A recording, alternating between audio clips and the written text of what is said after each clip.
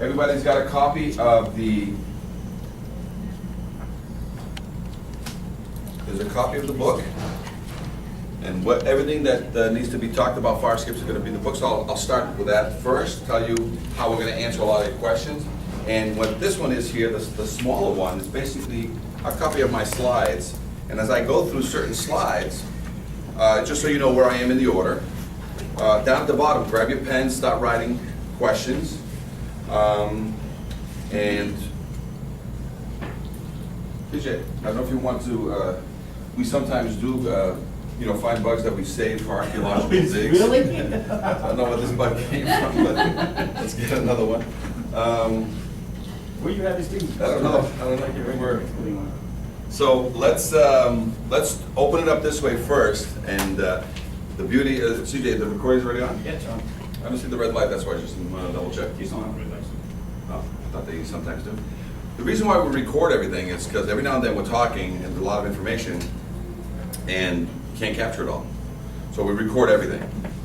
We did a class yesterday, a webinar that's nationwide, but it was focused out here. So we had inspectors from Beverly Hills, Merced County, or Merced, is that I'm saying it correct? Merced. And we had some other people on the back end. There was no Reg 4 testers in that class, but and then next in June we have a class in Boston on the 6th. We have a webinar on the 7th. We have a class in Jersey City, New Jersey on the 8th. So come July, we're looking to go up into Seattle and San Francisco area. So we haven't determined where, but we basically just create a class. Prior to this, every class was happening when a certain city official called us in and said, let's have a class. So we've already done a class per request of a city official in Seattle, Tacoma. We've done classes in Chicago, Springfield, Illinois, Texas, Houston, Dallas.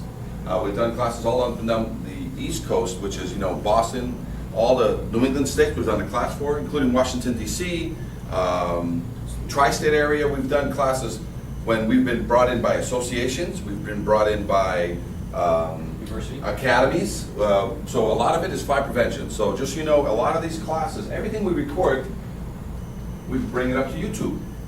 And so on YouTube we have, it's called Fire Escape Academy. Very simple. I think we have 182 videos in the academy. So if we record a class like this will make it up there. So if you want to go see a class up in Portland, Oregon, it's on there. It's part of our classes. So the thing about all these classes, it repeats the same thing. What I'm about to tell you, you already know. You already have, and you can already do. So as soon as we go into that piece of it, it's like, and that's what happened yesterday. We were talking to, I think it was the city of Merced plus Beverly Hills, like, yeah, we're writing these violations, but we don't know where to go back and what code, because some things are not adopted, whatever it may be. But we're also going to be talking today about Reg 4 testers and just what LA wants. So I want to go over this. I want to tell you that all of it is always going to be there for you to review and send to your friends. So a lot of these videos you can just send right to your friends or your departments. But let's talk about what the book says, and then I'll tell you what you can write down. Some of the things we're going to cover today, and then I'm going to ask you some questions first before we start this to say, what are some of your concerns, and am I going to be able to answer it with today's class? So the National Fire Escape Association.org, what is it? It's an organization that we have to start simply because there was no other one out there where you can get standard, industry standard documentation or videos. So when we started putting things out as either fire escape engineers or fire escape services, we weren't as well received as a class from the National Fire Escape Association.org. Who's the members? And by the way, this has just recently started, so it's still not 100% legal. It's still not 100%, because you have to document it with the IRS, you have to do all these things. So it's not making any money as we speak, it's not doing anything. So just, it's in its infancy, but what does it have? All the videos and all the industry standard documentation is there. The membership is made up for, first of all, the free people that get in is all fire prevention people or fire departments are free, building departments are free, housing inspectors are free to get into the membership. Who pays? Anybody that's an engineer, a fire prevention company, painting suppliers, anybody that wants to get in and sort of hook up into this thing and supply that market is going to pay to be a member. But otherwise, all the information is free. So a lot of the documentation we make free of charge through the National Fire Escape Association to fire prevention. So if you say, hey, give me the documents that you're about to show me, give me my version of it, it's all done for free. So we're gonna cover today, what is fire escapes? We're gonna cover today a simple repairs and procedures guideline, okay? What this is basically every city official, when you write a violation, you'd love to have a document that you can either email or fax or hand over to the client. And this industry standard documentation, which we make with the help of city officials, basically says if you're an inspector, a structural engineer or an inspector, read this. If you're a repair guy, read this. And if you're a painting guy or gal, read this. We normally put your city's information up here and the contact information up here so that they know it's coming from you. If they have any questions on these guidelines, or departmental procedures and guidelines, they call you. They don't call us, they call you. We talk about repair procedures for fire escapes. Well, here it is. This is how you fix anything from a tread to a bolt to a tread to a railing to a ladder. It's all there. So we try to make it as simple as possible. We even design fire escapes for you to show you how they're put together. So today we'll talk about just how every fire escape in the United States is built. They've been doing it since the 1900s. It has never changed. So let's tell you how everyone in the United States, West Coast to East Coast, is built. We'll cover that today.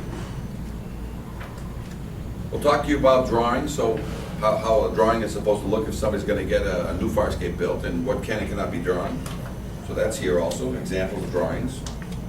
And then we're going to talk about a confidence test. What is a confidence test? It's nothing but a final exam to an engineer that doesn't allow him to give you an opinion on a fire escape ever again.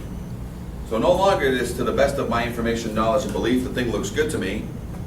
It's no, I need a guarantee that a fireman, never a tenant will ever die on this fire escape. I can't give you that. Well then, don't do this kind of work anymore. Otherwise, as soon as you give me the guarantee, and was like, well, how do you get guarantees? We're going to tell you today how he can get a guarantee. But every structural engineer must fill out one of these forms. And it's a final exam. This final exam will scare the hell out of the fly-by-nighters, and the ones doing it correctly, they're going to have more work because they have no problem. And then a tag. We're going to talk about tags today. What is this tag? Every elevator you walk in has a tag. And the reason why you feel comfortable when you push the button, because it says it was certified 2 years ago, a low test or whatever. Every fire escape, right now in Seattle, every fire escape must have a tag. When you go up there, does every fire escape have a tag? No. Have they started it? Yes. So every fire escape that has a tag 7 to 10 feet off the ground, permanently affixed, and it's white, in the middle of the night, and she may know this, in case of fire, the line guys, right? Fire department. In case of fire, do not use the elevator or fire escape. Yeah. So imagine that. Now, with that being the case, imagine they get there in the middle of the night, and all of a sudden there's a white tag on there, and it's fire escape has no deficiencies. What are they gonna ask anybody about that? They're just gonna use it. So that's the main thing.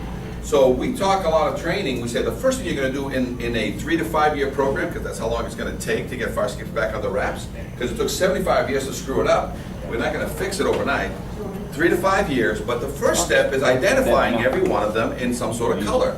If you get there and you see dangling treads, you stick a red one on it as a city official. If you see a fire escape that looks good to you and just rusty brown, you stick a yellow one on it. And the only one that puts up a white one is a structural engineer or a fire escape engineer. That's it. So you go through this tagging program in your city. And CJ, just so we don't get the back of Kate's head all afternoon. I'm going to check that right now. No, you're fine. Yeah, I'm good. Sure? Yeah. Okay. She's completely off.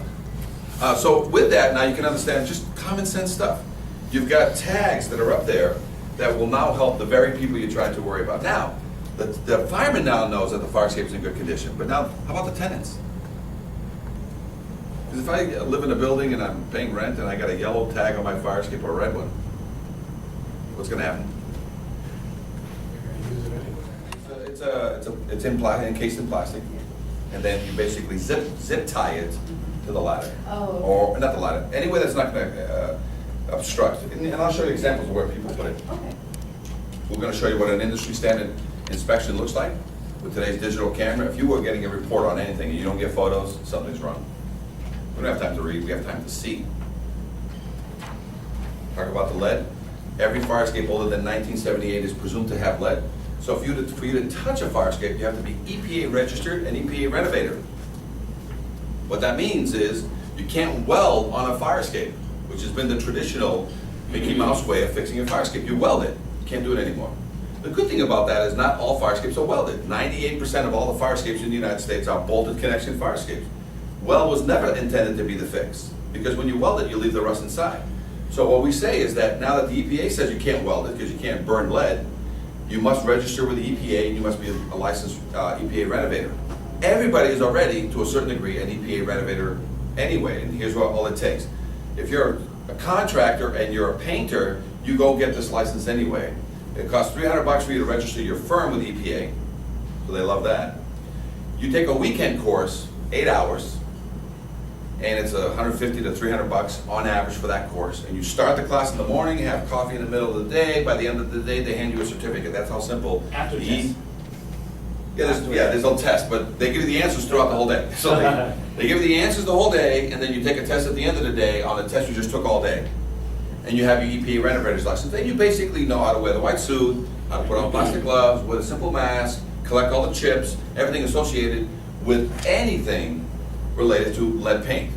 Inside a building, my God, I have to put a plastic wall, there's all thing. Outside, it's like, okay, put a plastic down 20 feet, collect the chips, close it up. So much easier at the outside. But inside, my God, it becomes, it's a real training exercise. You're gonna be licensed in both.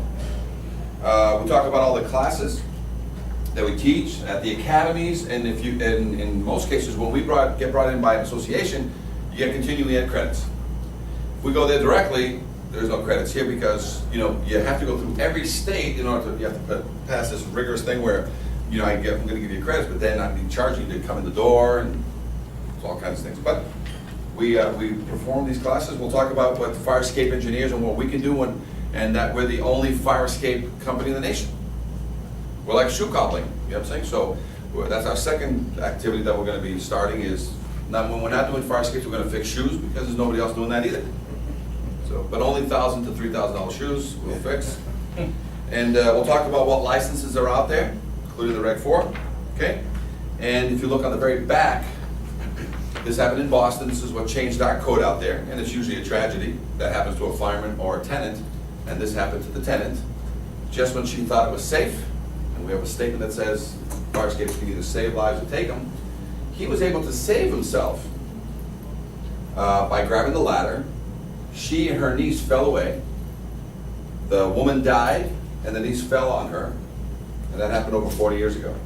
So, if you look at the front cover, this is a fireman's worst nightmare because it doesn't have a tag on it. Because the firemen in the back of their mind, they see this happening to them on every fire escape they're ever going to get on. Because for 75 years, nobody's ever done anything about it. So, with that being the case, now I'll just be going along and talking about the slideshow.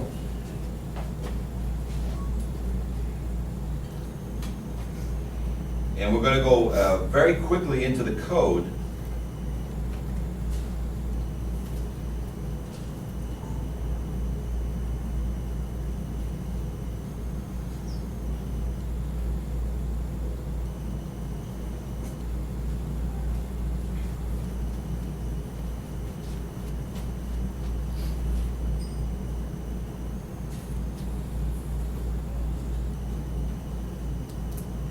You want me to sit there and punch it in? Just Okay. Forgot to click.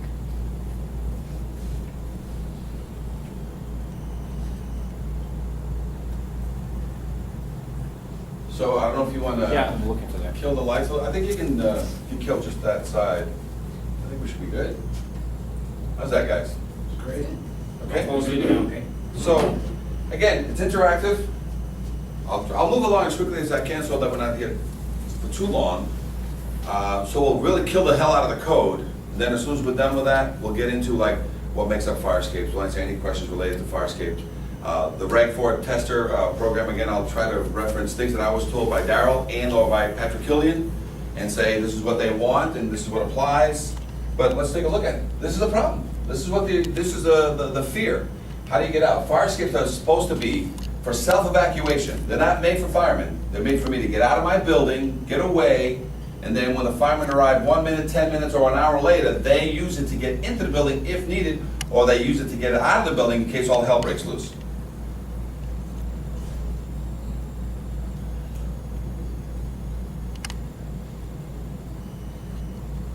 You're looking at fire escape awareness. We've been doing these classes nationwide. Fire escape engineers, what we are is basically the second half of fire escape services. Fire escape services repairs and paints fire escapes. Has its own insurance, has its own workers' comp. Fire escape engineers has to have its own separate company, has to have it, and it only inspects, certifies, and load tests. Reason being is because you got a lot of companies out there that sometimes when you do both, you have to be very careful with you guys, that sometimes you have to have, possibly, you have to check with your insurance. We just realized this when we had an incident that happened in Chicago that made us aware that we truly need two types of company. One that truly just inspects, so that's sort of like on your end would be a small A+ inspection side of it only, independent, unique, boom, but it has the service brand on the backside. So we'll talk to you about how to do that so that in case something happens, you have two insurance companies to deal with the situation. Okay? So that's an important fact. As we mentioned before, the National Fire Escape Association.org is fairly new, so please pardon the issues. Right now, firefighters are taking down the ladders and rolling up the hoses. But earlier in the night, when they pulled up, there were flames coming out of the side of the building. Firefighters say it was one of the scarier moments because when you pull up to a building and you see children and mothers hanging on the side of the fire escape, smoke swirling around them, they said that's scary, scary stuff. They got up there, they got the ladders up, and they said nobody got hurt. The fire escape, there was 3 or 4 people hanging off the fire escape. They couldn't get off. They were just on the fire escapes. I had people hanging in the fire escapes at the rear of the building, and on this side of the building, we had a bunch of people on that fire escape. About 50 people were displaced inside this building. Our firefighters say there's good news tonight. It looks like everybody will be allowed to go back in except the one unit where the fire was in. They said that's good luck to them tonight. I'm Bob Wilson, on the scene of Bridgeport, News 8. Wow. How many of you have trained your 8-year-old child how to come down a ladder that's not working? So that didn't make sense, you know. We inspected this fire escape right after this incident. Probably 3 months later, they called us in to inspect this out of Bridgeport, Connecticut. And the main thing is that the firefighter says, hey, I arrived and I got people stuck on the fire escape. Someone was able to take a shot of a child, you know, coming down a ladder all by herself. Would you like to have your child be dangling 14 feet off the ground coming down the fire escape by herself because you can't be next to her, you can't hold her, you can't walk with her because it's a ladder that wouldn't come down. So on the fire side, what that means is this is not a firefight. This is a rescue mission. You get to any building and you got people trapped anywhere, the first thing you do is you rescue people first, you fight fire second. So here's a building blazing along and they gotta get people off the fire escapes first, who are supposed to get off the fire escapes all by themselves. And for some reason the ladders didn't work, something's not coming down. And so this guy's saying 50 people, you know, we gotta get them off the building. But thank God only one apartment burned. Well, how long you need for an apartment to burn? 3 to 5 minutes? Done. So this is the kind of stuff that they have. So the next one that really started this whole national training fire escape awareness program happened in the East Coast in Rhode Island. Station Night Fire, remember? 100 people died in that, you know, when the great band, what was it, the pyrotechnical, you know, in a room like this full of that foam and stuff like that. It's okay, fireworks. And he basically lit the whole place on fire because it was all full of that foam that just burns like crazy. And so the 100 people, there was 300 people in the room, but 100 people didn't make it out because by the time this thing started and all the fire exits were chained or whatever, this thing basically, the smoke knocked everybody out and then the fire consumed them. But only about 200 out of the 300 got out, 100 died in this little rinky-dink nightclub. Well, right away, the Channel 7 news reporter came up and she was calling around, and she called me just out of nowhere, so it wasn't anything planned. And she said, I want to do a piece on fire escapes to tell people that in case of fire, use your fire escape. I says, oh, by the way, do you know that 80% of the fire escapes I inspect fail? He goes, no way, we got laws, we got this. So I said, yeah, way, you know, and she goes, no, I don't believe you. So I basically took this news reporter, her Hank Philippi Ryan, nicknamed Bulldog, she's about yay high, and when she attaches her teeth to something, she'll rip down to the bone. And so what's supposed to be a 1-minute piece actually became a 4-minute piece, because she didn't believe what I was telling her. So I said, well, I'll train you, come down to the center of town. We went to downtown, and then I went to the theater district. I said, let me train you about fire escapes. I gave her a 15-minute class on how to spot fire escapes that are problematic, whether it be general rust, broken treads, rusty connections.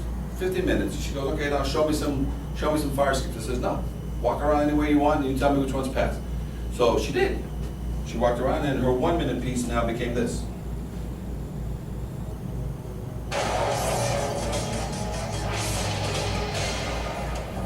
The smoke, the flames, and the frightened faces, all in a firefighter's line of duty.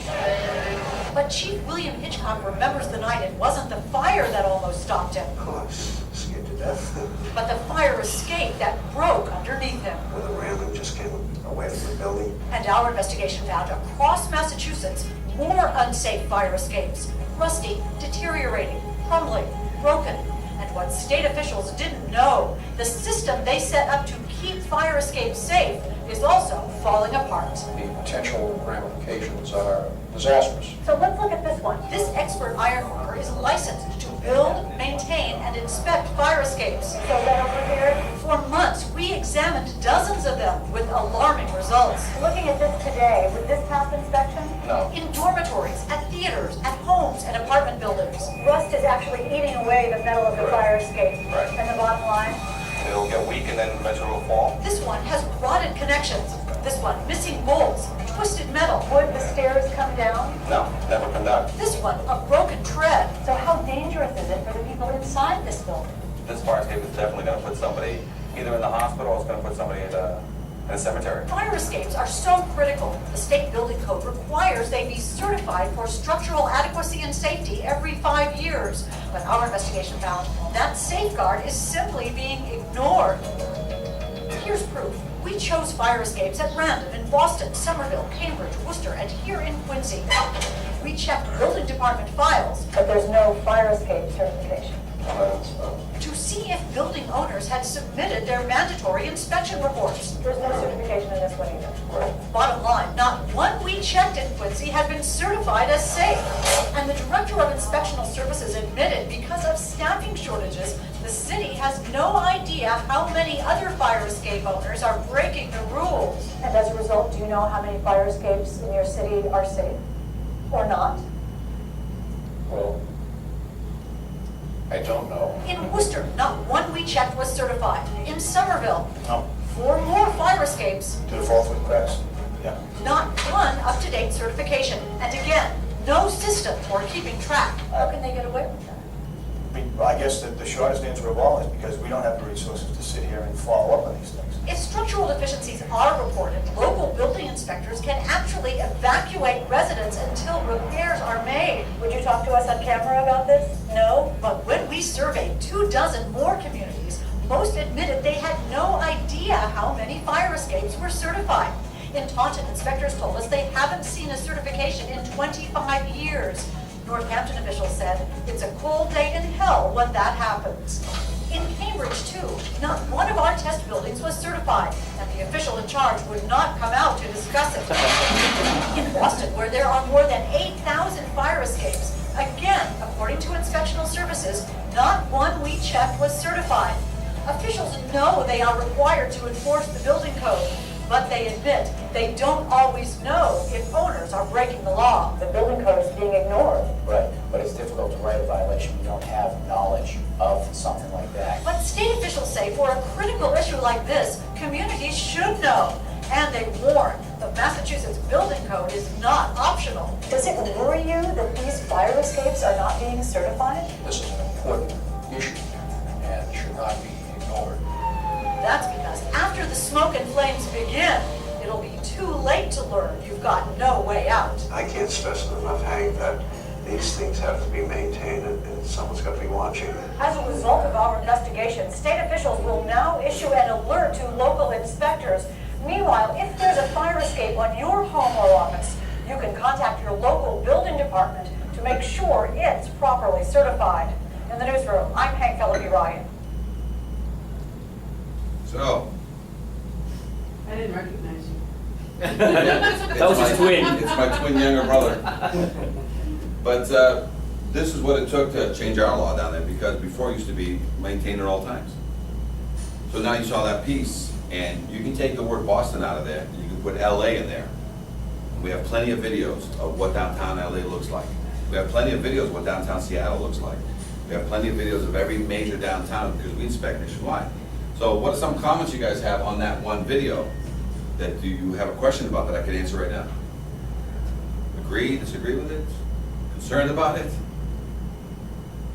It was something I never really gave a lot of thought to until my customer wanted an inspection and I contacted your company. It was not in my consciousness, and I was just wondering how many other building owners or people. Well, we call it the foster child of egress. Depending on the crowd, we can also call it the bastard child of egress. Out of sight, out of mind, 50 to 75 years outside, in the rain. The only thing it gets is a paint coat. It gets no other attention, no other love, no other structural review, and a good bolt, and let's talk about that. If I put a brand new bolt today in, and I got a tight connection, are you concerned about it today? Is it pretty much guaranteed? Anything happens, who do we sue? Manufacturer. The manufacturer of that bolt. So the manufacturer has standards to make that bolt, so we put that bolt in today, that's the guarantee because you put in a bolt today.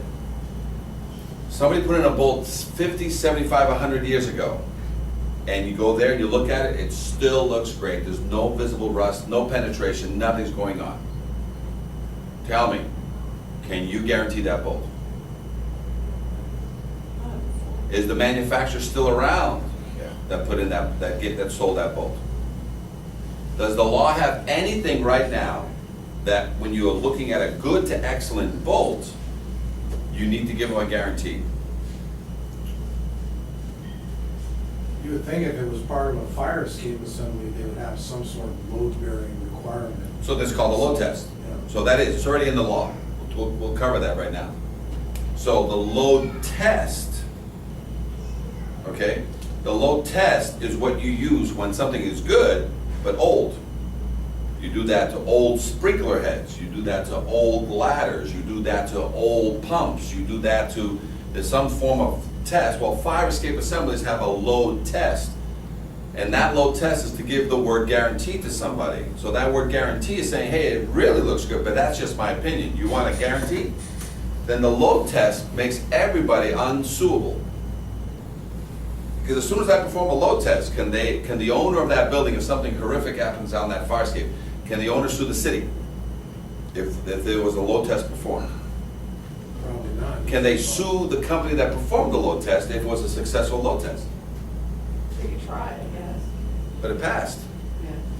Yeah. Can they sue the company? Can they sue the engineer that witnessed the load test happening and it passed? Can he sue the engineer if a load test was performed on an old bolt? Not if it passed. No, not if it passed. So basically you get the guarantee and everybody can't be sued. Because what was done was what the law says, do this, and nobody gets sued. Now something happened, some freakazoidal thing occurred, who cares? That's what they have the insurance company come in. Because the insurance company says, what steps did you take to guarantee this? Well, the law said this, we did that. The law says sign off on this, we did that. And the law says do nothing else but that. Okay, so now the insurance company picks up because some freakazoidal thing occurred and that's their problem now. But nobody can be dragged in. So this is what happened in Boston. This one appealed to prize for this photograph. And she did die, the niece landed on her. Look at all the fire escape pieces coming down along with them. 4 stories. What happened to the firefighter? He grabbed with one hand. let's take a look at the codes. There's one code that you want to write down for yourselves. And I'm going to mention this code, and I'm going to end up on your California code. That was told to me yesterday. I don't know every code in the book, but usually when I have an inspector or somebody in the class, they'll tell me what code they refer to. And then I say, great, let's see how it ties into these other codes. Every code in the United States is based off these 3 codes. And this is what you want to use forever whenever you speak with your clients related to anything related to the fire escape.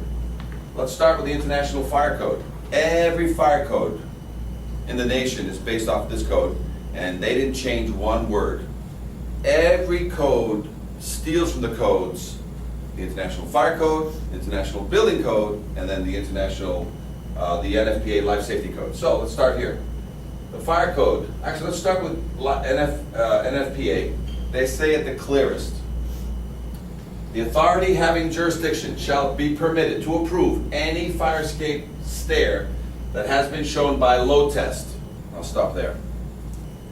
So the authority having jurisdiction is not the engineer, it's the fire official. And if you don't make him happy, if you don't satisfy him, because he has a guarantee, it comes every day in the form of a load test. So that's what he'll accept. You got a load test for me? Great, it passed. Sprinklers, right? Load test, right? Elevators, load test, okay, thank you. Did you do anything else? Well, the other evidence of strength, other satisfactory evidence to have adequate strength is the or, okay? So you want to give me an or? You want to load test this elevator, or use it as an example, or do you want to totally refurbish the elevator to avoid the load test? If an elevator, I'm not aware whether or not they'll allow such a thing to happen, but if an elevator is brand new, will they need to load test it? Probably, yeah. If it's brand new? Well, it has to pass the initial inspection. It passes the initial inspection. Fire escapes are the same. If we put up a brand new fire escape, we don't have to load test it. If we refurbish a fire escape to like new condition, we don't have to load test it. That's the other evidence of strength. Now, if I take an existing fire escape and I spot repair some bolts on it, those are guaranteed, correct? In case somebody gets hurt because of that bolt, who do we sue?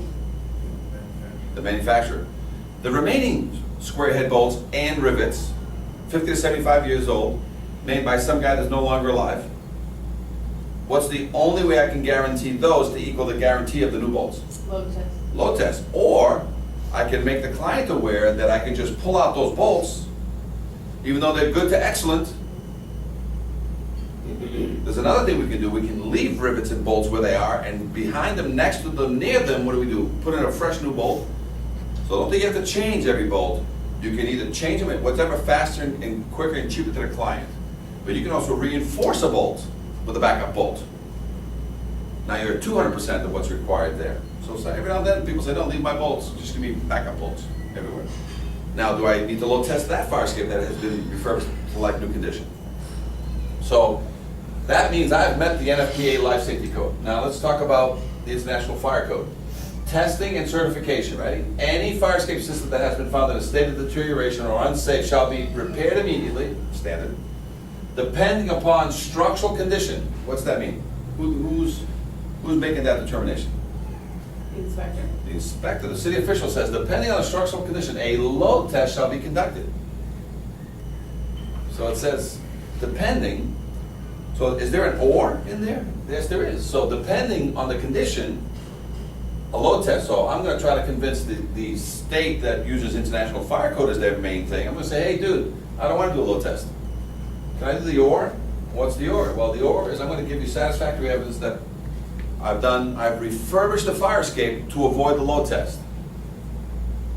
Okay? So now he says, well, I'm going to have to speak with my my building and safety guys. So, okay, well, they're probably off the International Building Code, and they say, testing and certification. All exterior fire escape systems shall be examined and or tested, then certified or certified. So what's that mean? I think it means the same thing that NFPA says. Examined and or tested and certified. What's certified mean? Certified means satisfactory evidence to have adequate strength. Tested means load tested. So the building code, the fire code, and the NFPA all say what? Something very simple. Everything starts with a load test. But we don't want a load test, it's very costly. Doesn't buy any paint, doesn't buy any bolts. We always want to work towards the other evidence of strength. You're supposed to load test fire escapes every 5 years. You refurbish a fire escape, the average life cycle for load testing is every 20 to 25 years. You still perform the 5-year inspections, but there's no need for a load test because you're gonna be providing the inspector for the next 20 years the fact that you just rebuilt this thing 5, 10, 15, 20 years ago. Maybe in the 20th or the 25th cycle, the guy goes, you know what, can we load test it? He goes, yeah, let's load test it. That's just the bolts. How about the connections back into the building? How do you see those? Those are buried in the 12 to 18 inches deep. So you want to open it up. Otherwise, how do you load test the wall? You load test it. Is there an oar for the wall? The answer is yes. So you're either able to see the plates from the back of the wall, you're either able to drill a hole next to the existing and put a probe down there and photograph it all the way in, or, and we'll show you that, how about if we just duplicate the connection? Leave the connection alone, give them a brand new Hilti bolt about 5 inches away, 8 to 12 inches deep, and plops it into the wall. Now you're at 200% of what used to be tying it back to the building. Now do I need a load test? So everything is to avoid the load test, right? So yesterday's class, I'm going to skip out of here for a second. I didn't have a chance to update this slide, so bear with me for a second. And the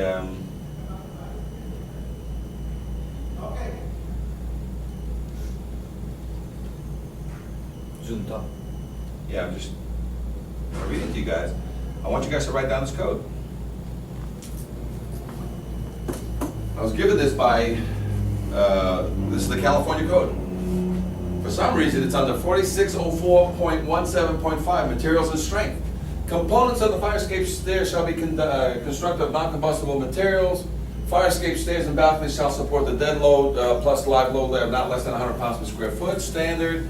And fire escape stair and balconies shall be provided with a top and an intermediate handrail on each side. Oh, look at this code. The fire code official is authorized to require testing or other satisfactory evidence of strength that an existing fire escape stair meets the requirements of this section. Does that sound familiar? The authority having jurisdiction shall accept a load test or other satisfactory evidence. Does that sound familiar? Is this NFPA? No, this is your California code. California Fire Code, or California Building Code? I think this is fire code. When you look on the building code, you know what they say? Same thing? No, they say see the fire code. Okay. So this is what happens. Now, we find it, it's okay, but what's most important is this an exact statement of what we showed you before, or is it a similar statement saying the same thing? I think it's a similar statement. So, the fire code official is authorized, so the authority having jurisdiction, is authorized to require testing, shall accept by load test, or other satisfactory evidence, which is the same thing as the NFPA, that the existing fire escape meets the requirements, which is 100 pounds per square foot. So the authority having jurisdiction shall accept by load test or other evidence of strength. There's the quick statement. So what are you guys going to be doing when you're inspecting your fire escape? Reg 4 testers inspect the ladder, drops down twice, smoothly hits the ground, goes back up, reset the system, done. You're supposed to now, based on the new inspection document, which was great, because there was never one so clearly defined just for fire escapes. And we submitted a lot of documentation to the city over the past 5 years of all our standard testing. And it's a compliment whether or not they used some of it to outline theirs, but we didn't really help them make that, but they've had our documentation from Boston, Seattle, Chicago. We've created the only confidence test, but it's for a full system. This test that you have on the Reg 4 testers is just for the ladder equipment. But as you know, in the ladder equipment, what does it also do? It tells you to turn around now and look at the rest of the system and do what? And it's not telling you to inspect it. Well, it's asking you certain specific points about Exactly. material that's on that fire escape. And if you see anything that concerns you, to note it. Because if all of a sudden your ladder goes up and down and you are ready to pass the ladder, but yet you turn around, the fire escape is not painted, and the fire escape has other deficiencies such as rusty treads, bad connections into the wall, that's just your opinion, but are you performing a fire escape inspection? No, because we're not authorized. You're not authorized. So, but you're authorized to make a point because now they have to refer it to building and safety to create what? A need for a 5-year structural review done by a fire escape engineer, structural engineer, or others authorized to the official. If everything passes except it hasn't been painted, would the inspection not pass? There's two, if I may, let me just put this thing back on.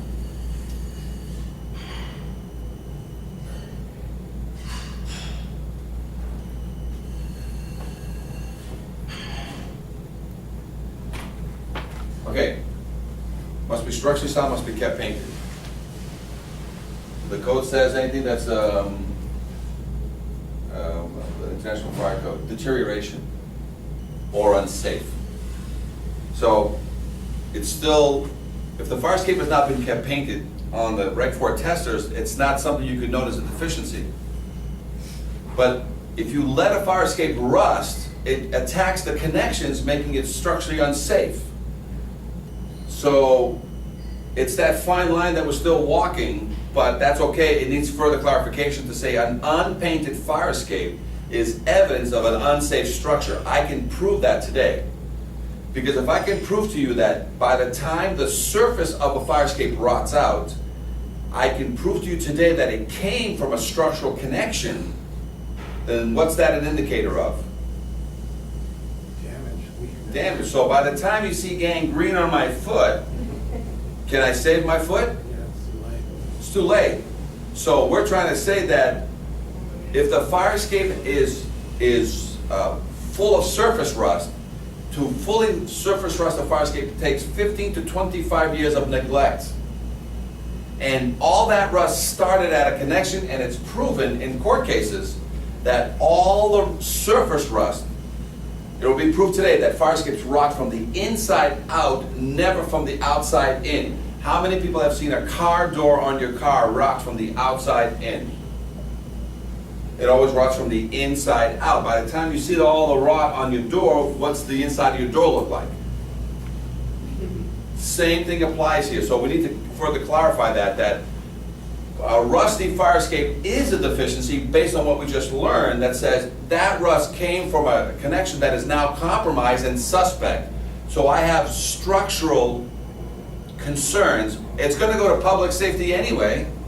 It's going to need a repair permit, and it's now going to get out of the Reg 4 side of things for 1 year.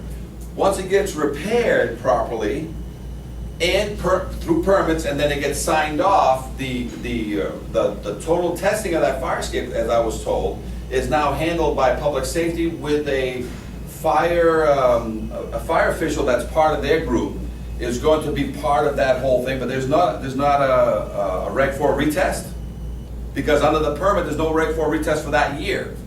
The year after it's been brought back to service under the load test or other satisfactory evidence of strength, Reg 4 picks it up again. Do you agree with that? Yeah, well, that's the system as it is. Because you have a fire escape assembly's license, correct? Correct. Do you also have? Are you part of the Reg 4 or the city officials? City officials?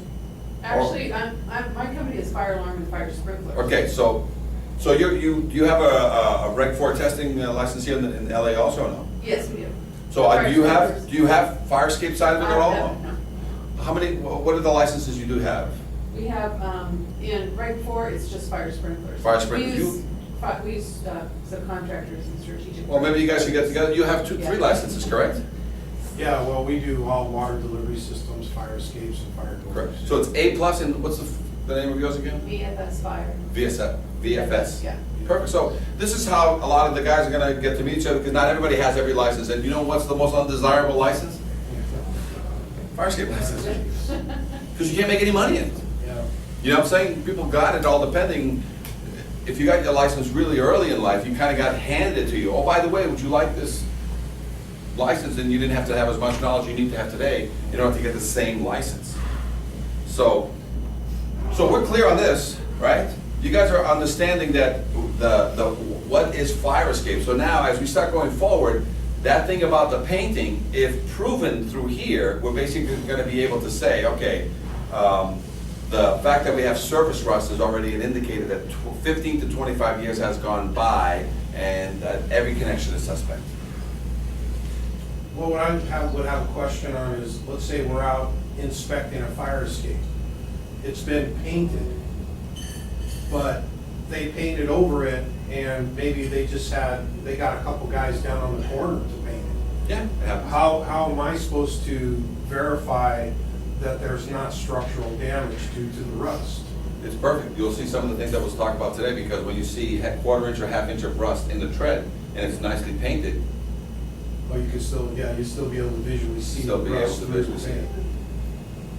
so that's the main thing. It's like seeing on alarm systems dangling wires. Yeah. It's like seeing on a sprinkler head it bent out of position. It's like something happened here. Let's talk about live load testing. We'll go quickly through this. This is what happens when you live load test your fire escapes, and that is you basically use people and they die.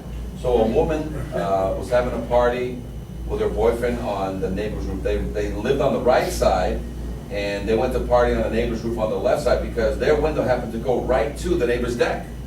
So this happened in Boston. They're partying, the phone rings, they're slightly inebriated. She decides to go get the phone. She misses it, and she falls 5 stories to her death. So when missing pieces keep you from, getting back on the fire escape, people die. This is another case that we were involved in where, a fire escape collapsed. They were selling the building. So it was the seller and the real estate agent, the buyer and the real estate agent, plus one of the condo association. They're up there talking about the fire escape, and the whole thing collapsed, and they only fell 12 feet. And they were all able to grab their phones and call who? Their attorneys. Their attorneys, who then called 911. But everybody got sued. There's another case we worked on in Iowa. 3 college students up there watching the fireworks on the 3rd floor. Fire escape was not properly attached. They fell to the ground. That's their blood.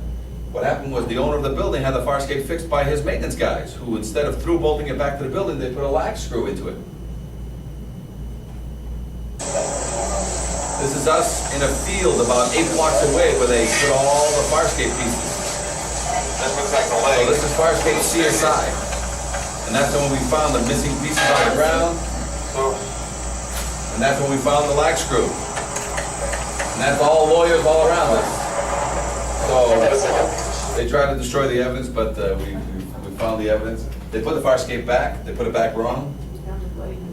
But basically they're now, this thing is again, wrapped up in court cases, takes 5 to 10 years for these things to go through, and they usually lose, because once you prove that something is done wrong to the fire escape, and when they put it back, did you properly load test it? The answer is no, you lose immediately. There's another form of load testing that happens every day. People watch parades on fire escapes that were never load tested. So can you imagine the kind of chaos you'd have when those 30 people all fall to the ground? It will happen. When? We're just waiting for it. Back in the day, it was in, when you had no air conditioning, guess how you cool down? You slept on the fire escape. Firefighters a lot of times use fire escapes to get people out during medical emergencies because for some reason they can't get them out the front door, whatever it may be. This top corner picture is a picture of a guys repairing fire escapes.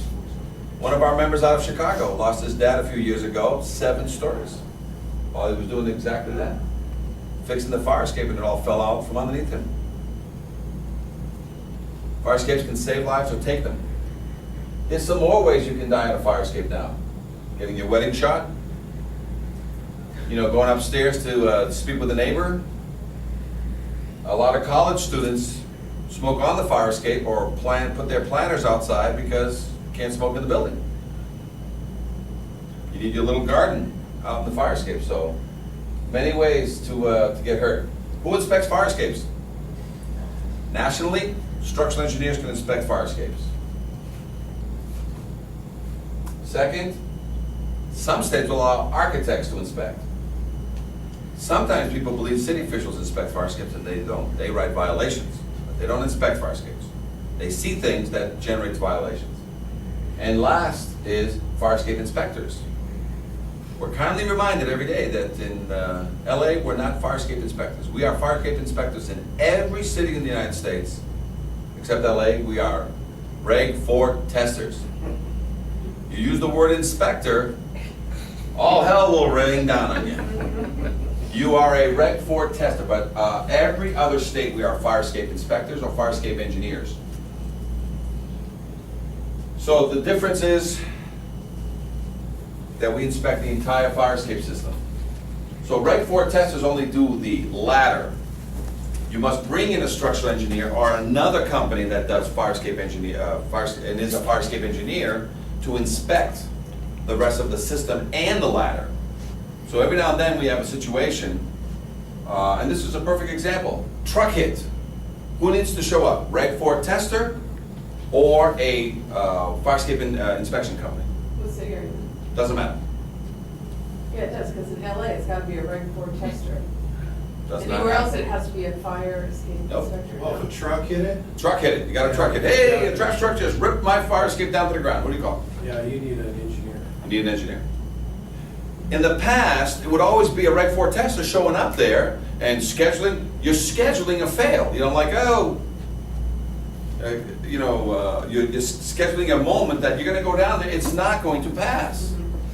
So if the evidence is already there that it's not going to pass, it's already starting to be the Department of Public Safety activity. Can you be involved in it? Of course you can, right from the get-go. So you're just saying as a company, say, hey, what happened? It got hit by a truck? Okay, we're not scheduling a Reg 4 test. We're going to be scheduling an inspection by either a structural engineer or a fire escape engineer company. Pick either one. Because now Reg 4 testing for you is next year. We need to get this under control. It's got to get a permit pulled on it.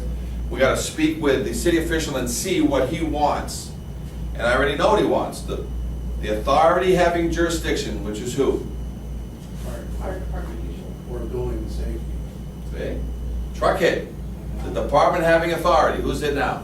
Yeah, now it's the building safety. Building safety wants you to do what? Repair and certify. So certify comes in two ways. Which one do you want? Well, you want the structural certification. Which happens, give me that guarantee. How's it come? Right. Load test. Yeah. Load test or Refurbish. other evidence of strength. Can I spot repair? Because, I got there, man, the only thing was this ladder got a little bit of a tweaky on it. So I fixed that for $2. And I got a 10-story building. What now needs to happen? Load test. Load test what? The whole thing. The whole thing. Why? Because the law said that. Or refurbish the whole thing and don't load test it. Why? Other evidence of strength.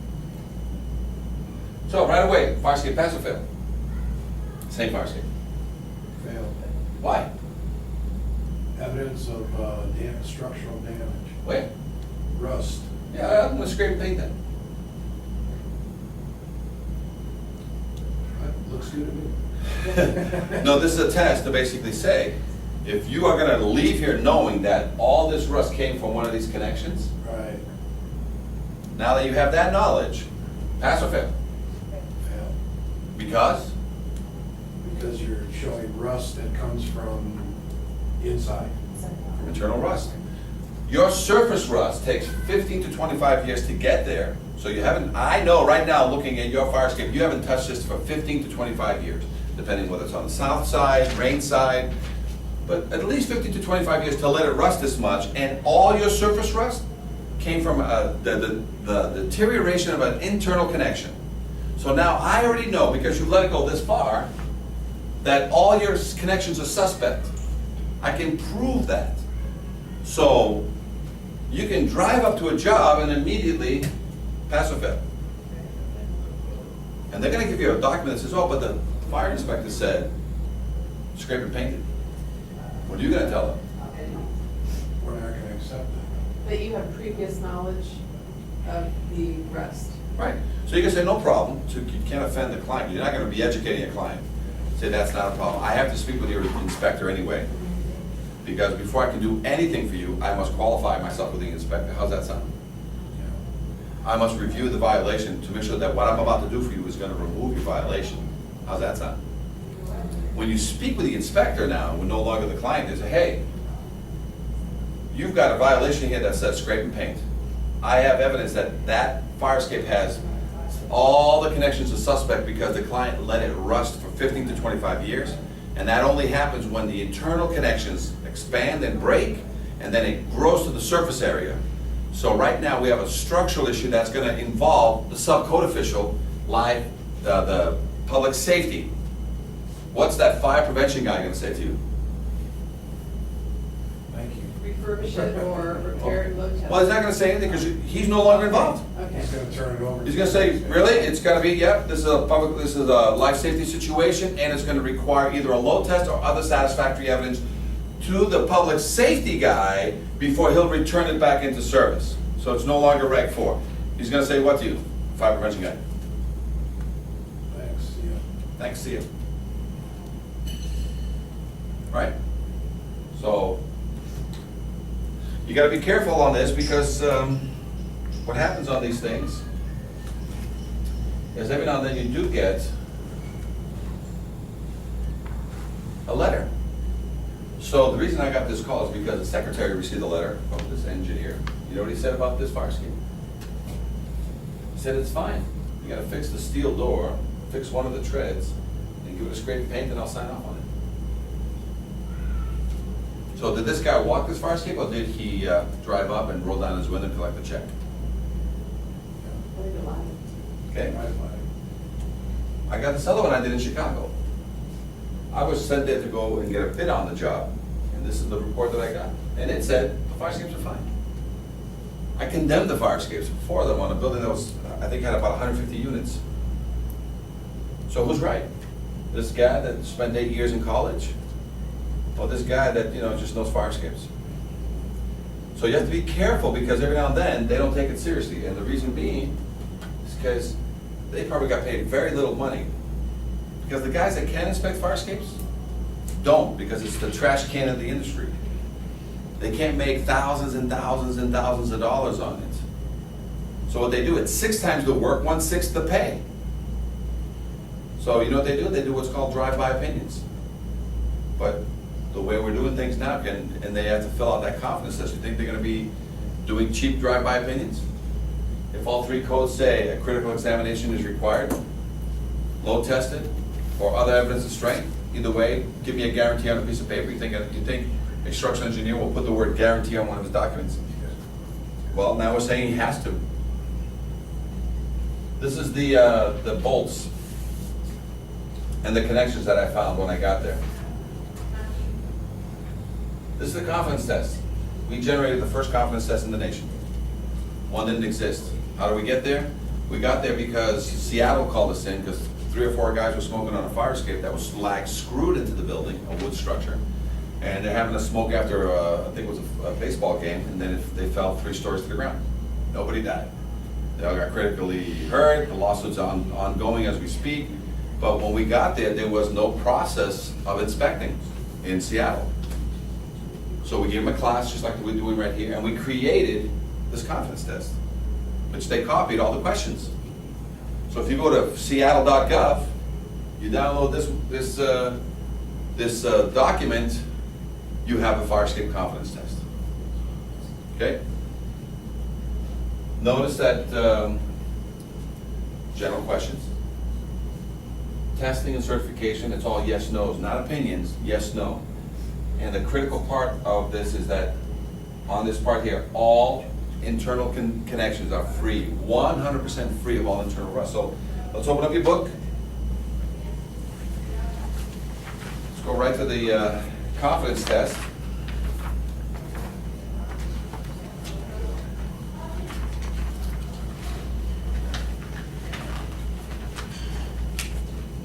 Here's a typical confidence test. Okay. So let's see what this final exam says. The first general questions are just general, about the paint, does it look good? But then see the structural review down here? One of the critical questions that start the critical review, it says, all critical materials, connections, and/or joints are 100% free of all internal rust and/or rot, because we do inspect wood structures. So, and then from there it starts asking, are all the bolts good? Yes. Are all the welds good? Rivets, treads, railings, stringers. Will a structural engineer who has not done his job feel uneasy about such a document? Going down into anchoring devices, number 19 says, are the connections of the anchors into the building sufficient to support the required load test as verified by methods acceptable to the structural engineer? For example, did you do an internal inspection? Did you do a load test? Or did you reinforce or duplicate the connection? Because we're looking for guarantees, right? So everything that's external must be verified in one way, but everything internal must be verified in only two ways. Either you duplicated it or you verified it. Pick one. Because otherwise we're going to order a load test. So, this is the test, page 2, and here's the best part. When we did this in Seattle, Tacoma was in the class, and they added one more. They added a yearly walkthrough. And when you look at this yearly walkthrough, this is done not by a fire escape engineer, not by a structural engineer, not by a Reg 4 tester. This is done by the maintenance guy of the building with the fire inspector. And he basically has to know that when he walks and makes everything run again on a yearly inspection of the entire system. So this is not a Reg 4 test. This is because all other states are 5 years. They don't have these yearly tests. They want to know all the bolts and supports damaged or not. Is the paint in good condition? And all the moving parts of the ladders, doors, and windows, everything operational? If it's yes, just click it along, sign here, and hand this. So in other states, this is almost like a Reg 4 test. You know what I'm saying? For the ladder part, but it's like walking the whole thing. But they want that for their representative. But in LA, they want it to be somebody licensed. You know, if you go inspect a fire escape in San Francisco, you know what you need? Cup of coffee. You don't need to have a license to inspect in San Francisco. You can just walk up there and inspect a ladder, call yourself Joe Ladder Inspections, and there's no requirements up there. There's no test. There's nothing. Yet people are filling out forms and sending them back. Hi, Joe Ladder Company. I've looked at the ladder, and it is my opinion that it is. So we're trying to let San Francisco know that now LA has done a nice sheet, at least copy LA's, okay, and copy the licensing requirements and such and such and such. So, again, documents that are out there. We talked about the tags. You guys like the tag system? You gotta do this to sprinklers anyway. Everything's gotta have a tag that you immediately get in there, everything's working. So why not have fire escape tags? Well, Seattle said, yeah, tags. So now you walk up and down the alleyways in Seattle, you start seeing white tags, and if anything's on the repair, you see yellow tags, and if anything's failed with life safety issues, you see red tags. Now let's talk about this sheet right here. We were teaching a class, and that's the second page in. We were teaching a class, and we were talking about ordinances, and we were talking about changing codes, and we were talking about all these things. And the city, and one of the state inspectors that was in my class says, why are you doing all that? Because you start changing codes, it'll take you 3 to 5 years, and the codes already exist, which we started proving. Says, your codes already say what you need to say. The interpretation of them is what's the problem. So how do you best describe an interpretation? He goes, everybody does it with what's called departmental procedures and guidelines. He goes, you write a departmental procedures and guidelines, well, the fire department and the building department can use it.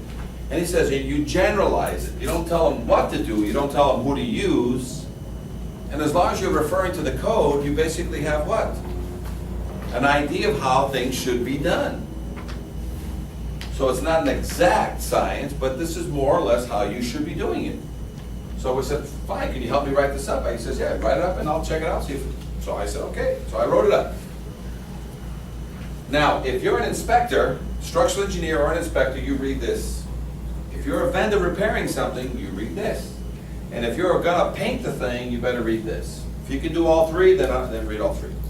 But let me read to you and see if this offends you right now as vendors, or if this offends, if you think this would offend a city official. Ready? In layman's terms, oh, by the way, as you can see at the top of the documentation, it has the city official's name and phone number.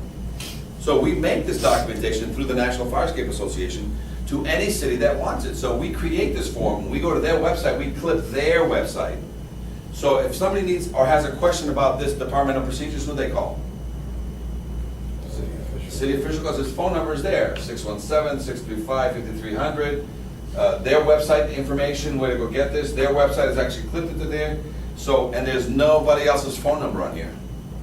So this is a general industry standard documentation to help people be aware of what needs to be done. So let me read to you, I'm a structural engineer and I just got handed this by my client who says, hey, I need you to inspect this fire escape, but here's how the official wants you to do it. So I, as a structural engineer, have been doing this for 25 years, says, dude, I know what to do. He goes, yeah, but you gotta read this because the official gave me this. He says, he wants you to do it this way. I said, all right, let me read it. So I'm a structural engineer and I read this. In layman's terms, the city official is looking for a registered structural engineer or others qualified and acceptable by the fire code official to do a critical examination in lieu of a live load test. I must submit criteria to be discussed prior to the inspection. So this guy wants to hear from me even before I perform my inspection and tell him how I intend to inspect. And issues a written verification and certification that all connections are free of all internal rust or rot, as well as all original hardware, square heads or bolts or rivets are reinforced and or replaced in lieu of a live load test. So does that sound like other satisfactory evidence? All supports, through bolts or cemented into the wall must be verified and certified in lieu of a live load test. So I got to do a critical examination into you all now. I've never done that before, so you asked me to, yeah, that's what he wants. A fire escape confidence test and tag must be submitted if fire escape passed. So I got to fill out a confidence test? You have a copy of it? Yeah, right here. Oh my God, a lot of yes questions here. The report with photos identifying violations for repairs must include repair criteria submitted to the official for repair vendor to use as a guide during and with engineer oversight of permitted repairs. Wow, this is starting to become very systematic. A fire escape confidence test and tags identifying certified condition are then submitted. Recommended cycles for the live load testing is 20 years after refurbishment or as required by the official. So, any wiggle room for the structural engineer? He's tied into the official. Is he tied into the owner of the building? Nope. He's a deputized person, much like Ford testers are deputized to a certain degree, to basically represent the interests of the fire department and the building department, right? So now, second hat, you're the repair company too. So now you inspect, you repair, so you gotta be very careful. I'll warn you that we're going through an issue related to fire escape only in Chicago, and it's in our best interest to have two companies independent of each other, one specifically doing inspections, does no repairs, and one that does the repairs service side. Totally different insurances, totally different everything. So we can share with that our experience with you and tell you how to do this. It's simpler than you may imagine, but it gives you it gives you double protection. Okay? So let's talk about the repair guys, which is you guys, right? In layman's terms, the city official is looking for a qualified licensed repair vendor, so who's that eliminate? Right? Unlicensed. You mean the florists that do your work? Right? To a licensed repair vendor to do all work under repair permit. And why did I put if required? It might not be required. It may not be required. You call the safety official and he goes, oh, what are you doing? I'm going to change bolts and paint the fire escape. Oh, are you adding, changing anything? No, it's no, great for you. But it still makes everybody ask minimally for it, okay? With engineer oversight, so who's my buddy now? Yeah, city official. No, engineer oversight. Oh. So I'm gonna repair something, who's gotta watch me? The engineer. Of repair criteria submitted for approval to the official in lieu of a live load test. So, what's that mean? Way before the repair vendor shows up to do any work, there's been ongoing communications between the fire escape engineer and the city official agreeing, yep, this criteria is exactly what I want, and if you do it this way, I don't want a load test. So, the fire escape engineer, working closely with the authority having jurisdiction, are trying to avoid a load test. All connections must be free of internal rust or rot, spot primed and sealed. All worn materials repaired and or replaced. All supports into the wall reinforced, repaired, or certified in the fire escape confidence test in lieu of a live load test. All square head bolts, rivets, and welded connections must be certified, reinforced, or replaced based on age or condition. All ladders and cantilevers must be balanced and drop 2 to 3 feet per second, hit the ground and stay down, and must lead to a public way. All roof ladders must be secure. No full painting of fire escape until all spot painted repairs are inspected and certified under engineer oversight and or the city permit sign off. Further replacement is subject to permits or possible code upgrade requirements. So, repair vendors, any wiggle room? Guarantees come out of this? Right? So, we're talking about life safety, right? We're talking about the same way sprinklers have to have a guarantee. Right? Everything that you're looking for guarantee. So if you can provide the word guarantee because you've done what the code requires, you're protected, insurance-wise. If you do it wrong, are you protected? No. So, nice guidelines. Generic enough. Does it mention fire escape services or fire escape engineers in it anywhere in here? It says engineer. Well, that's just the title. You know, aren't you an engineer of sprinkler? Aren't you a sprinkler engineer? According to the state of California. No, I'm using the title. Is there such a thing as a landscape engineer? Yeah. Train engineer? Sure. Building engineer? Mm-hmm. So, are you a sprinkler engineer? Yes. Are you a fire pump engineer? Yes. The word engineer, which we're trademarking fire escape engineer for that very purpose, because nobody ever thought of calling yourself a fire escape engineer, so we are fire escape engineers, right? But here's the best part. You can add engineer to landscaping, you can add engineer to practically anything that involves a special, not a special, but basically an expertise. So as soon as you have an expertise in something and you've either set the standard or you are the standard, start calling yourself an engineer. So whatever you are specifically good at, have your testers not be called inspectors, have them being called engineers. So my fire pump engineer, your specialty was, you only did one, what was it? Oh, fire sprinklers. Sprinkler engineers. I'll send out one of my sprinkler engineers. Are you saying that that's a structural engineer? It's a sprinkler engineer, right? So if you have somebody in your department that cleans the toilets well, what do you want to make them? Toilet engineer. So be careful how you use it, but we've taken the fact that we train so much. We are now going to work in conjunction with the National Fire Escape Association to, since there is no national certification of any kind, who do you think is going to be certifying the fire escape mechanics, the fire escape engineers? The National Fire Escape Association. Since nobody else wants to do it, we'll take it on. Okay? So does that cover any wiggle room in repairs? Let's go to painting.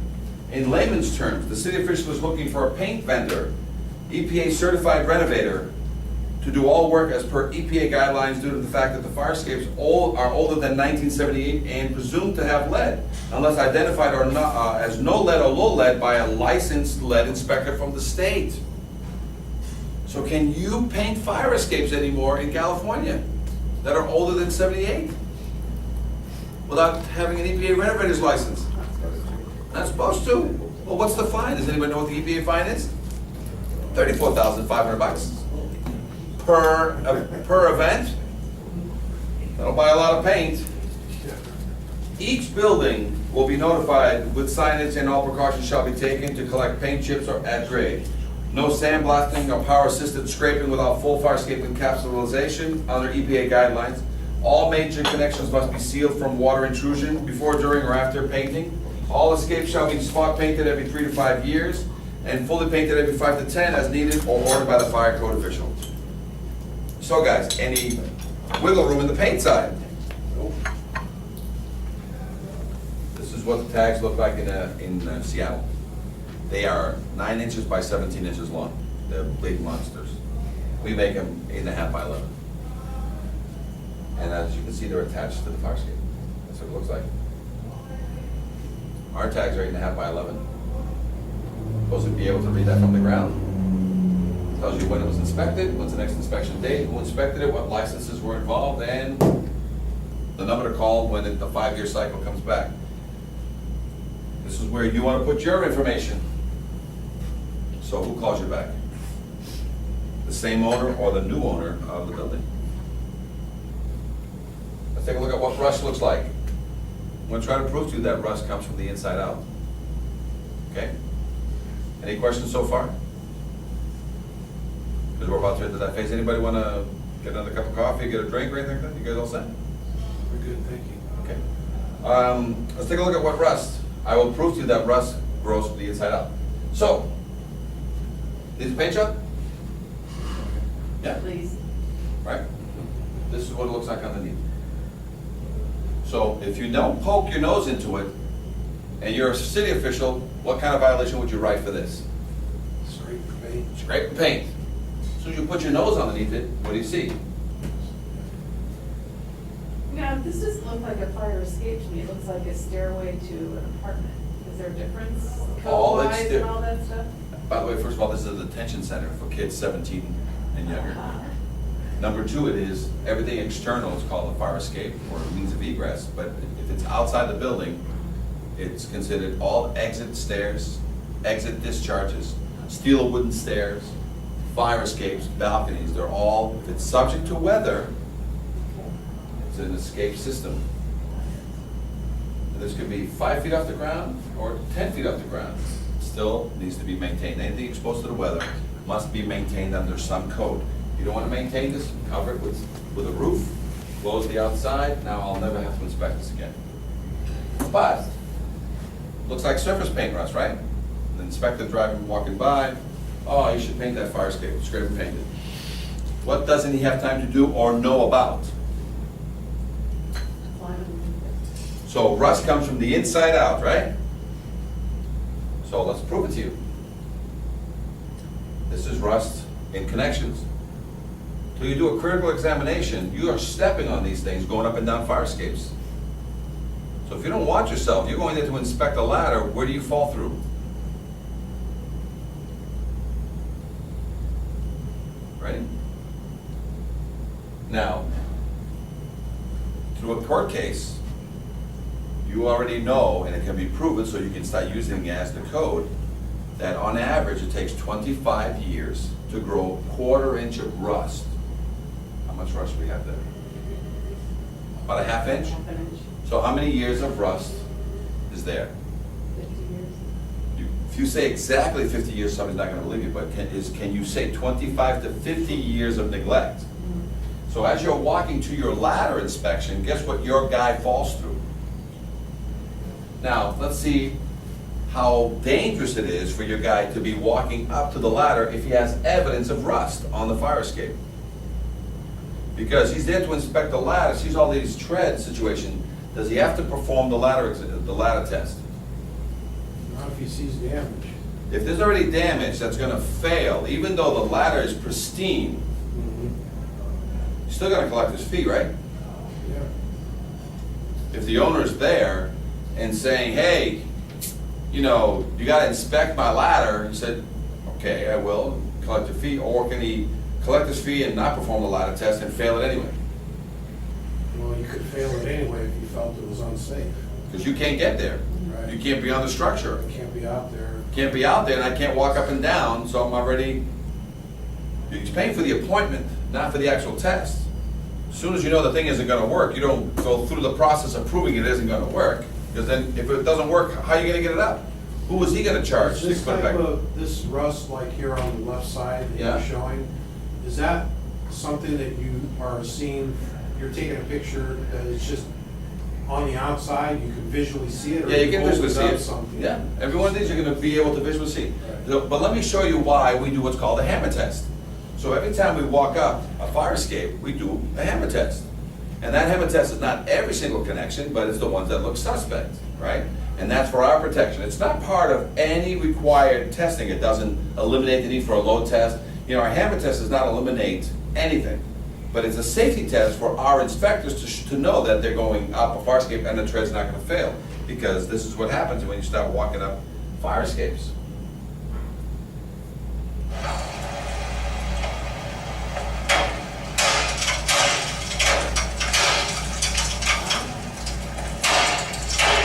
Okay, I think that's it. I'm gonna stay down here so I don't get hurt. And what I'll do now is I have my red, highlighted in red. It's a 3-pound hammer. The typical 150 to 250 pound inspector with his foot stepping on it is gonna exert that kind of force. So, some people say, well, you broke the tread. I said, really? You take a tread, okay, that is rusted and you hammer test it, it'll fall. If the other side has brand new bolts in it, you take that same 3-pound hammer and you try to shear those bolts, it'll take 20 to 30 smashes. And you're gonna shear it, but you're gonna hurt your wrist and you're gonna hurt your hand. Okay? So that's the proof if anybody ever claims. So back to the code. The authority having jurisdiction shall be permitted to approve any fire escape system that has been shown by a load test or other evidence of strength. Everything we've shown you so far, any evidence of strength there? Does the hammer test an evidence of strength? Nope. That's just to see, to make sure it's safe for me to walk, right? Okay. So I'm going for other evidence of strength. Every fire escape I've shown you so far, any evidence of strength there? How about all original hardware? If you see nothing but original hardware and not one new hex head bolt, do you have evidence of strength? No. Every rivet you see from now on, every square bolt you see from now on, the only way you can get that thing to be guaranteed is by what? Load testing it? Load testing. So if they get old and they still look great, the only way to verify that back to the client is by load test. Because can you give them a guarantee and put your house and business up for risk? So the law is very clear to the owner. So I know you have great rivets and great square head bolts here, but they're old now. And I need to guarantee this back to the official as per the 3 codes, including 4604.17, which says, the authority having jurisdiction shall accept by load test or other evidence of strength. And by the way, your authority here is no longer fire prevention, building and safety. So a lot of this, like I said, you guys already knew. You just didn't know how to read it or interpret it correctly. Cantilevers, love cantilevers. You know what happens with cantilevers? The way that they're built is that there's a weight system back here that's either a box full of junk or a cast iron piece. But if you walked up to a fire escape and you saw this, would you pass or fail that right away? This cantilever right here, pointing to the sky. Pass or fail? They probably failed because it's facing, it's pointed up. It doesn't look like this one, which is horizontal. This one's starting to point to the sky, so it's out of balance. Right. So what happens is when things like this started happening, you know what they did to make it look like this? You fix it with $25. You know how you do it? You take that chain, I don't know if you can see the chain there, it's kind of broken, and then the rest of the chain is right there. You take it and you tie it and you make it horizontal. That's how you cheat it, so you don't get a violation. So you take that one, and you tie a chain to that corner, and the thing is horizontal. You take this thing, and you add more chunks of weight, cement, bricks and stuff, you add it back in, this thing goes horizontal. Because what's supposed to happen is you're supposed to come down the fire escape, and then you step out here. 1 step, 2 step, 3 steps, and what happens? You counteract it, and it hits the ground and stays down. As soon as you get off of it, what happens? Goes back up. Oh, let's have a scenario here. Ready? I got a 150-pound woman dragging a 50-pound child during a fire emergency. She comes all the way down, the building's ablaze, and she's self-evacuated. She comes to this fire escape, or this fire escape, or this fire escape, or this one, and she has to do what? She goes to the first step. Does it go down? Third step, does it go down? About the 4th, 5th, 6th, 7th step, what starts happening? Her and her child. Child in front of her or behind her? Behind her. She's leading the way. So she goes down these steps, and does it drop at 2 to 3 feet per second or 5 to 10 feet per second? 5 to 10. 5 to 10, it violently hits the ground. Boom! What happens to her and her child? They go flying, but she's good. She holds on. So she holds on, the thing hits the ground, big lot of shaking and rattling and rolling, and who starts crying? Kid. Mom says, hey, relax, let's get out of here. So the mom walks down the rest of the way, because now it hits the ground and it's down, and the 150-pound mom does what when she steps off the fire escape? There goes the kid flying up. The kid goes flying in the air. Average height of these things, so the trash trucks and cement trucks don't hit them, 12 to 14 feet. Kid is up in the air now, screaming and crying. The mom says what?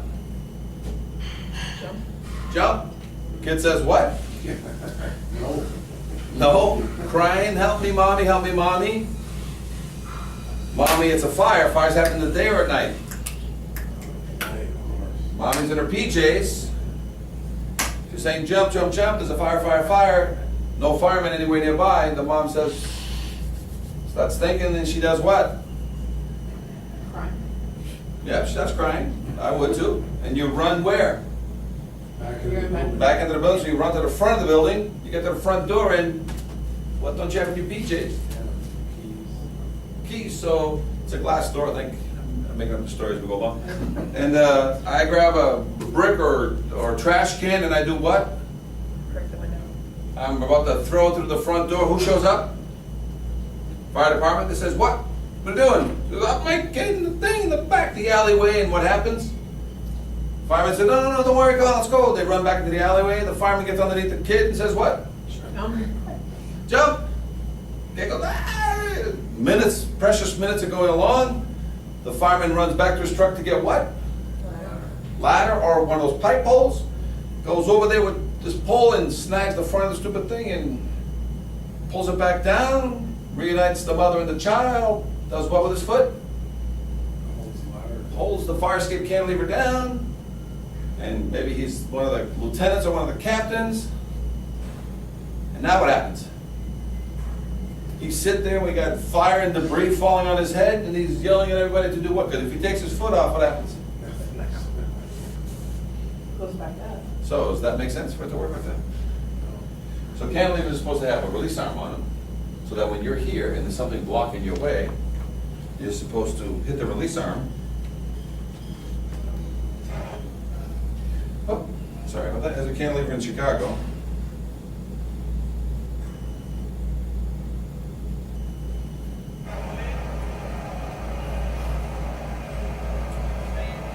Has a release arm on it.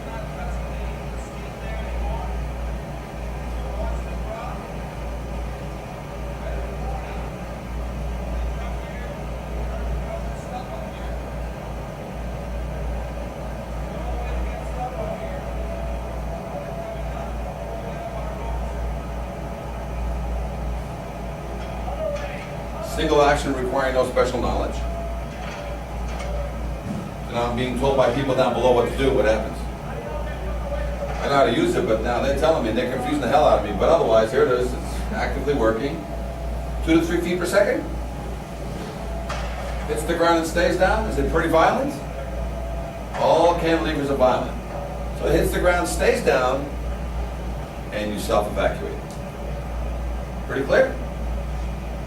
So that's what a release arm does. Keeps people from breaking into it because it's got a lock. And it lets people self-evacuate so that you can get out. Just at that time while we were there, what comes rolling down the alleyway?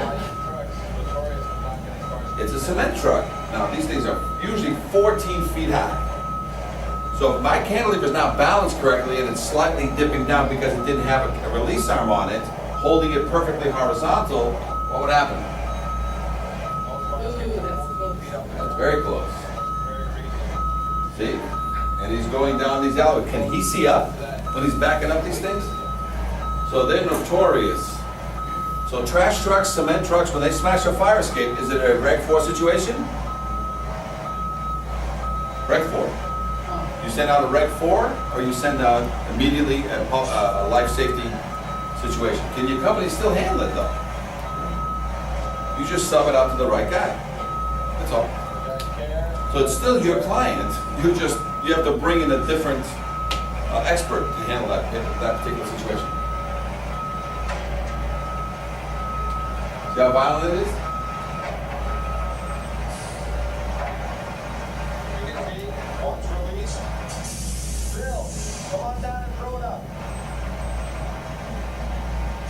By the way, this is how you reset one, so while we're able to just let it play. And if you're looking to evacuate, it stays down so that the firemen can come in. We got a truck coming in.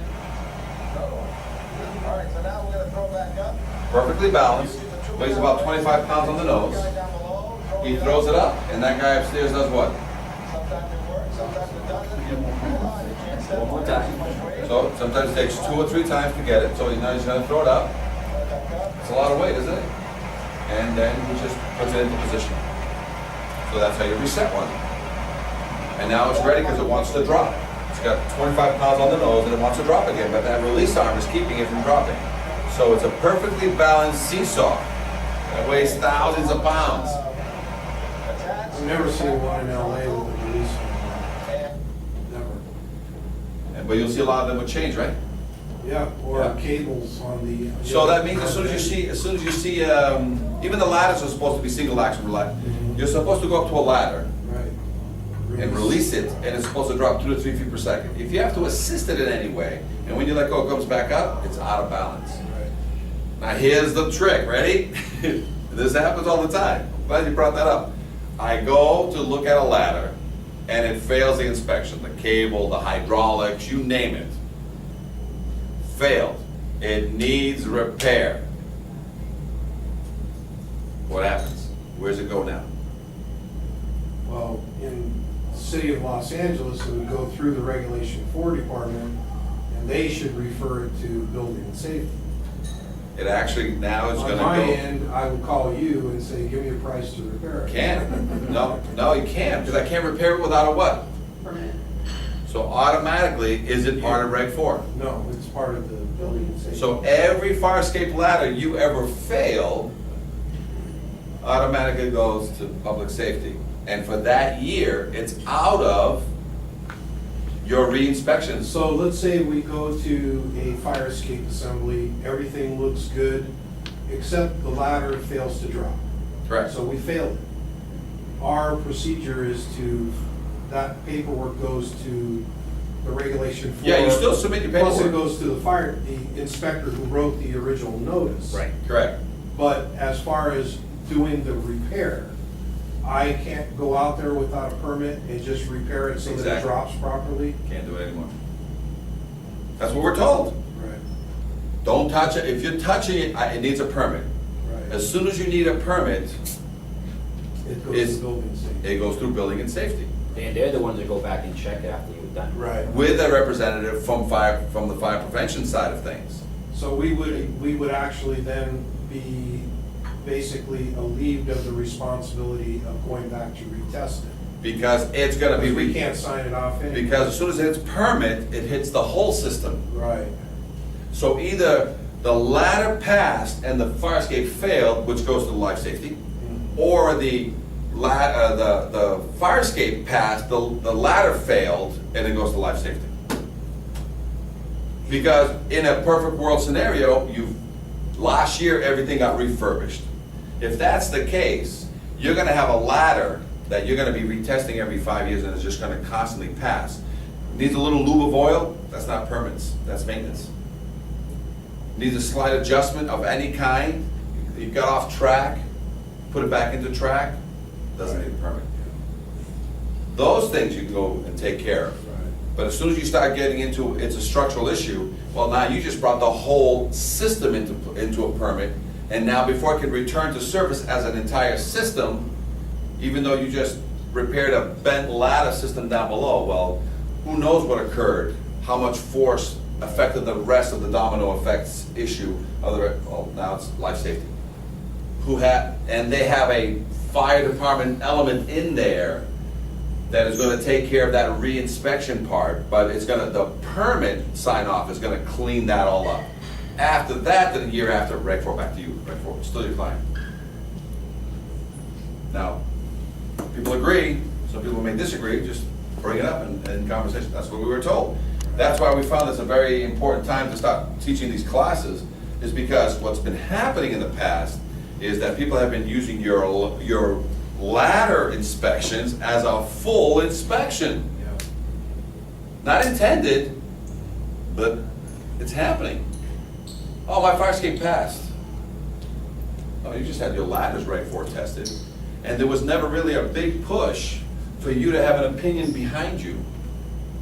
That opinion behind you is saying, you know, this ladder does function very well, but this fire escape doesn't look so hot when it's attached to. Yeah, but for years and years, we've walked the entire fire escape assembly and done a. But you weren't given clear instructions on what to say about it, right? We found, so the tread, you're actually called, those are the slats that you're walking on. Yes. There is a tread, is the correct. Yeah. Word Terminology, for it. yeah. So if one of those was, you know, there was a bolt popped out. Yeah. And it was loose, we just ride it up, go out and put another bolt in it, you know? And here's the reason why. You're taking on so much liability by doing that one bolt. Which we didn't If even know. one bolt out of 75 of them already popped, you don't think there's others that are following that? So you went and fixed that one, not realizing that was two more up above that 6 months from now are gonna be in that state, and they're not gonna look at that for another year or another 5, depending on the cycle of inspection. So because you fixed that one bolt, you basically fixed the system. Somebody gets hurt in that system, who they sue? Yeah, they're gonna come after us. You own it. You touched something you weren't supposed to touch. Okay, so it's a, now you understand where this, so this is a typical training tower for firemen. This is in Watertown, Massachusetts. I inspected it, and they were using this stuff the day we inspected it. Look at all the failing treads. So even firemen are not watching their stuff sometimes. Look how much rust growth is there. 1/4 inch every 25 years. Look how much rust growth. This is actually, believe it or not, on a building for veterans.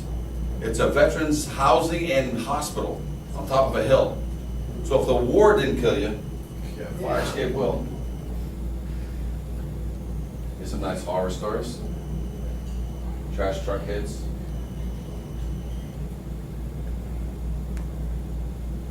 So what are we finding out there, guys? That's from a hammer test.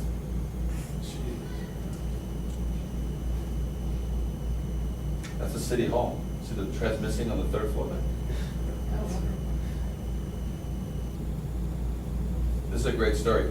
We actually took a fire escape as of this year, January 19th. We had an elementary school up to 8th grade, elementary to 8th grade, and there was a staircase that fed the playground. Every day, kids, teachers used this.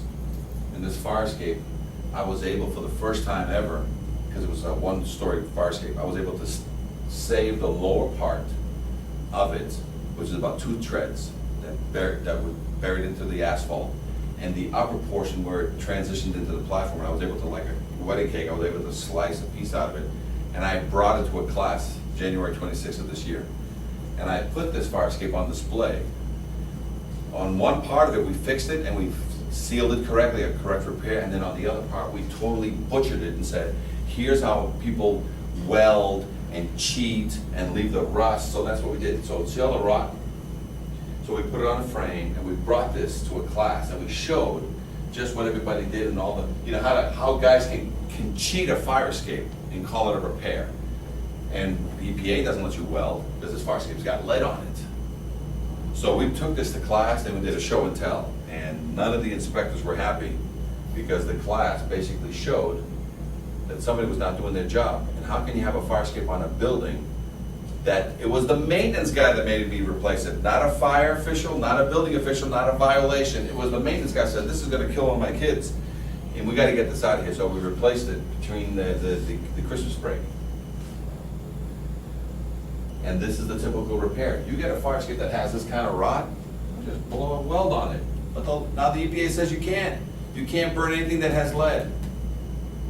If you're gonna cheat the client, at least pop the bolts and put in new bolts. Leave the rust in there, but pop the bolts and put some new bolts.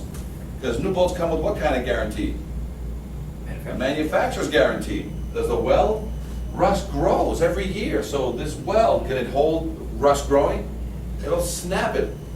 Bolts stretch, weld snap. So this will pop within a year.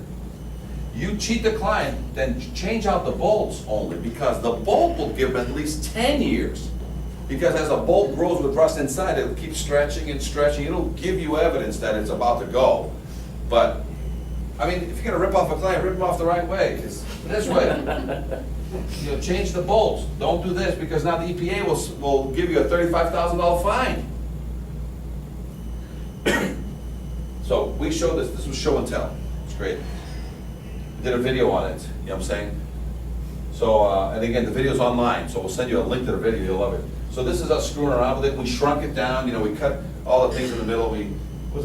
There's the other big piece for the top, there's the lower bar. We had a great time with this thing, because it was basically heavy as all hell, and we brought it to class, and it was show and tell. So kids would come out every day, go to the playground, beautiful playground. This is actually like a French school. This is a private French school. Sorry. Huh? Montessori? No, it's, next to Arlington. This is the new one we put up. And we sort of fed them now to the right side and down along the wall there, instead of straight out, so we got even more room for them to kick balls around. But look, it's this thing, so we kept this piece down here and this piece up here. We cut it like this. Great piece to show, because now you show evidence of rust, so it really helped the class. About a fireman pole fire escape. Rutgers University. So you send your kids to school, they say, hey, when you're half drunk, you left the candles burning, and all hell's breaking loose, lean over to the pole, hold on to it, that's very important, and slide down. And you should be the first one at the bottom, because while your main crippled body is on the ground, all your friends can land on you to cushion the blow. Because some of them are going to crawl out their windows half drunk and fall down the hole. It's fun. I've never seen one of these ever in my life. And there's one at a college. This is that photograph of the Bridgeport, Connecticut. And this is the important shot out of the Bridgeport. It's an 8-year-old child coming down a fire escape ladder that won't come down. That could be your niece. That could So be your that's friends. up high, and there's like, 12 feet off the ground. She's coming, and there's a fire. That's the fire behind this chick is getting out of there. Where's her mom? How come her mom's not ahead of her or behind her? Is this your kid?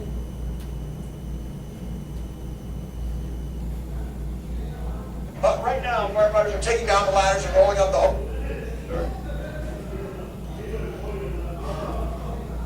But right now, firefighters are taking down the ladders and rolling up the hoses. But earlier in the night, when they pulled up, there were flames coming out of the side of the building. Firefighters say it was one of the scarier moments, because when you pull up to a building and you see children and mothers hanging off the side of the fire escape, smoke swirling around them, they said that's scary, scary stuff. They got up there, they got the ladders up, and they said nobody got hurt. The fire escape, there was 3 or 4 people hanging off the fire escape. They couldn't get off. They were just on the fire escapes. I had people hanging in the fire escapes at the rear of the building. Hanging. And on this side Hanging of the around, building. having a smoke, we had a relax, lot and of waiting for people on everybody to that come up. fire escape. Hanging. Well, They're just about hanging. 50 people were displaced inside this building. Our firefighters say there's good news tonight. It looks like everybody will be allowed to go back in except the one unit where the fire was in. They said That's good luck to them tonight. I'm Bob Wilson, on the scene of Bridgeport, News 8. Yeah, they were hanging. Now, if you just certify that ladder and it won't come down during an emergency and they're just hanging, and somebody got injured, they're gonna come after. Well, it doesn't matter, because if you use anybody as a sub, guess what they're gonna come after? You're the client, you own the client. You just subbed it out. You own this. And so you better make sure that whoever's doing this is doing it correctly, because it's a life safety issue. And let me tell you something about we learned this from personal knowledge, you know, oh, I'm listed as an additional insured. Great, you still get sued. You still show up. And when you go to the insurance company and say, hey, you listed me as an additional insured, protect me against this claim, it says, no, the court case hasn't happened yet, so you protect yourself. And then after the court case, the lawyers will divide who's responsible and then send each other cross bills. Because when we had that incident in Chicago, I said, hey, Mr. Vendor that did the job for me, you listed me as an additional insured, thank you very much. By the way, we're getting sued, so can you please have your guys call? The insurance company denied the request for coverage. I don't know what we're talking about. So I called my insurance company, says, oh, that's what we do all the time. It's not that we're not gonna cover you, it's just, because they're gonna ask us for additional coverage, because the guy that I was doing it for the management company had me sign one of these, list me as an additional insured. And my company, when he said, hey, defend me, my company says, hey, go kick rocks. Because at the end of the court case, we'll figure all this out. So you defend yourself, I'll defend myself, that one will defend. Everybody's defending themselves. So this additional insured thing is important, but you still have to defend yourself. At the end, the lawyers will send each other cross bills, depending on who wins. So that was another eye-opener for us. This is what we're worried about, right guys? Let's take a look at what's inside the building. A lot of people don't realize that every building in the United States is a masonry block wall. Usually about this thick. It's either made up of 2 or 3 layers of dirty bricks, or masonry wall of some kind, terracotta, or some crazy thing. And then, when you're done with the dirty bricks in the back, you skin it with a veneer of bricks. This veneer of bricks is not structural. This is a 20-story structure in Chicago. That at first looked great, but upon investigation, what did we find? We found that for 20, 30, 50 years it had been leaking down from the roof between the veneer and the masonry wall. And that you couldn't see it on the outside other than this evidence of rusting that's coming out through here, but the water that kept coming behind, because most brick is a 3/4 away from the wall there. That's enough for water to constantly come down the whole 20 stories. And what's it do? It eats all your steel. Well, you'll never see that, because look how great the steel looks from here out. Look how bad the steel is from here in. What will identify this? A load test. What else will identify this? Removing all these bricks. What else will identify this? You drill a hole next to it and you'll see the rotten steel. You know what will eliminate all this crap? 5 inches away, a new epoxy bolt, 3/4, 8 to 12 inches deep into the masonry, and then you mechanically fasten back to this and you let sleeping dogs lie. Because if I was to load test this thing, what could happen because of all this crap? It's going to crumble. So load tests will fail a fire escape. But if I let sleeping dogs lie, and I have new connections anyway, do I care about this? And when you open up walls, now you got other issues. Now I can't finish my fire escape because now the city official saw this, he's got on the thing, oh, we got to check your parapet wall, blah, blah, blah, blah, blah. Like, oh my God, I can't finish my job. It's a can of worms. So, but I'm trying to avoid the load test, right? Pictures don't lie, right? There's another one. So after exposure, bulges in the wall, there's all this telltale signs that things are happening. How does the steel look from here out? Fine. How's the steel look from there out, huh? Look at that, all that great stuff from there out. But what's it look like inside? Man. Not good. So, duplicate the connection, leave it, let it stay buried.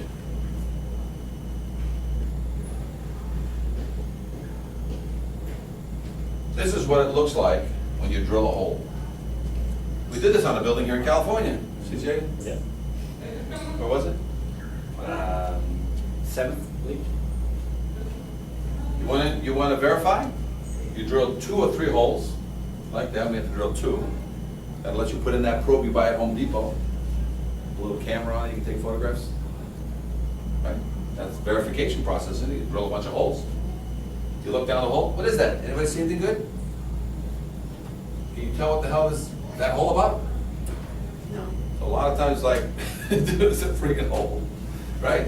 And you go down the thing and it looks like that. You're like, okay, what am I looking? It's like, you know, it's like looking in a tomb. You know what I'm saying? In the pyramids, what's in there? Dude, I don't have enough information.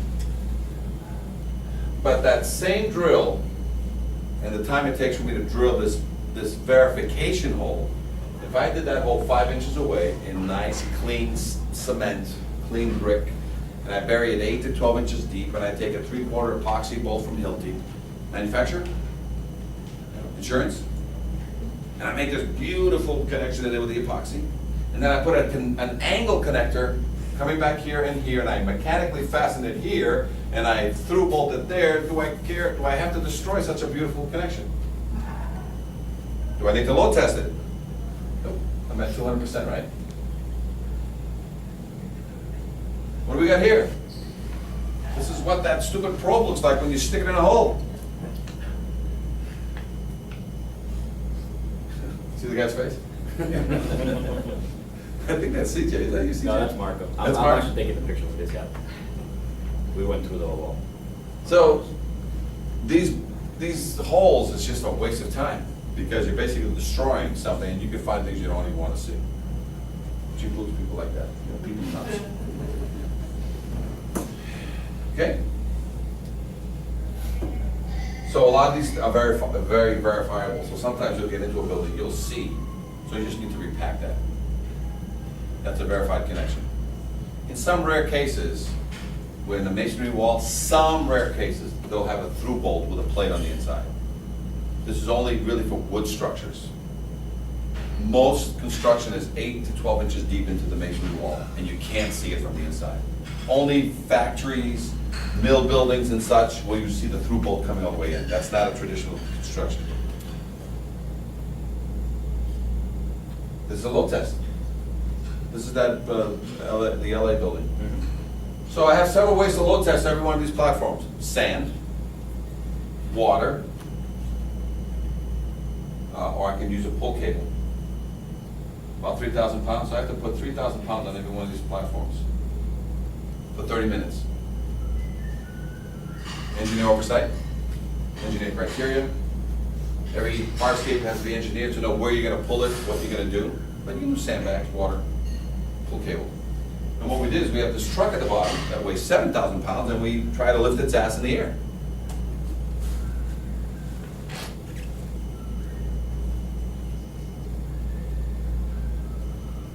And as we lift it, we check on the counter, and the counter says 3,000 pounds. You say, stop. Because how do you calculate how much you have to lift? 3 by 5 is how many square feet? 15. Times 100 pounds per square foot is how many pounds? 1,500. That's it. There's your count. So you just calculate the area times 100 pounds, and for 30 minutes you got to throw a load, and you got to load test it with 40% of the weight. Take measurements. You can't deflect more than 3/16 of an inch. If it does, it fails. If it passes the first 10 minutes of 40% of the load, you load the remaining 60% of the load. Take measurements again. If it deflects more than 3/16, you do what? Stop. So are we promoting load tests or refurbishments? Yeah. What's safer for everybody? Refurbished. Because this is how you load test a fire escape. You bring it back, you stand on the fire escape and you put it down. What could happen? Your brake on